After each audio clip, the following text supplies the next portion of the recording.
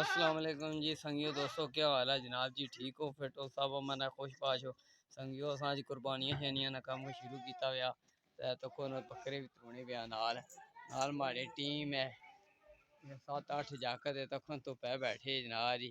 कुछ ना पूछो माड़े ला तो बांके देड़े हुए जाता ने तो बकरे चेक करो जी